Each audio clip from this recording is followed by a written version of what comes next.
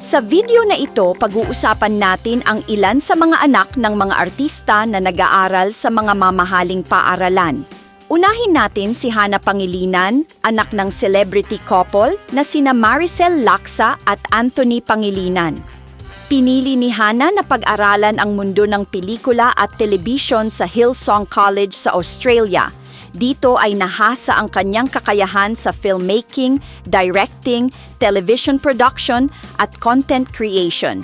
Ayon sa mga ulat, umaabot sa 700,000 ang tuition fee dito kada taon. Sunod naman si Kali Ami Romana, ang panganay na anak ng aktres na si Dimples Romana.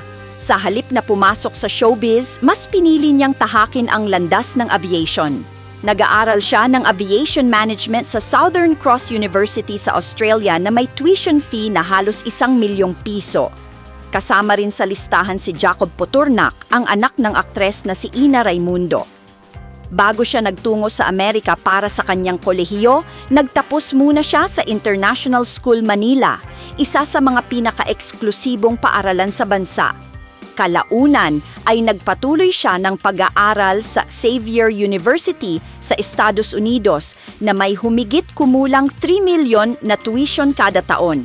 Hindi rin nagpahuli si Queenie Pacquiao, anak ni Manny at Jinky Pacquiao. Matapos makapagtapos sa Brent International School Manila, naghanda siyang ipagpatuloy ang kanyang pag-aaral sa Loyola University, Chicago. Ang kanyang napiling kurso ay Forensic Science na may 3.1 million pesos kada taon. Samantala, si Frankie Pangilinan o mas kilala bilang Kaki ay nag-aral sa The New School sa New York City na may 3.4 million pesos kada taon. Anak siya ni Sharon Cuneta at Senador Kiko Pangilinan. Kumuha siya ng literature at anthropology. Dahil nasa sentro ng Manhattan ang kanyang paaralan, kabilang ito sa mga lugar na may mataas na gastusin sa pamumuhay at edukasyon.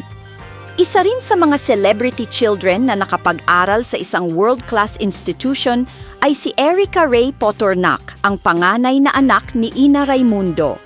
Nag-aral siya sa Berklee College of Music sa Boston na may 3.1 million pesos tuition kada taon. Ito ay isa sa mga pinakasikat na music schools sa buong mundo. At syempre, hindi mawawala si Lorin Gutierrez, anak ni Rufa Gutierrez at Yilmaz Bectas. Pinili niyang mag-aral sa Pepperdine University sa California, isang kilalang pribadong universidad sa Amerika na tinatayang mayroong tuition fee na 4 million. Bukod sa mataas na kalidad ng edukasyon, tanyag din ang paaralang ito sa magandang lokasyon nito, malapit sa baybayin ng Malibu. Ikaw, anong masasabi mo dito sa mga paaralan ng mga anak ng artista na milyones ang tuition fee kada taon? Mag-comment lang sa baba para sa inyong reaksyon.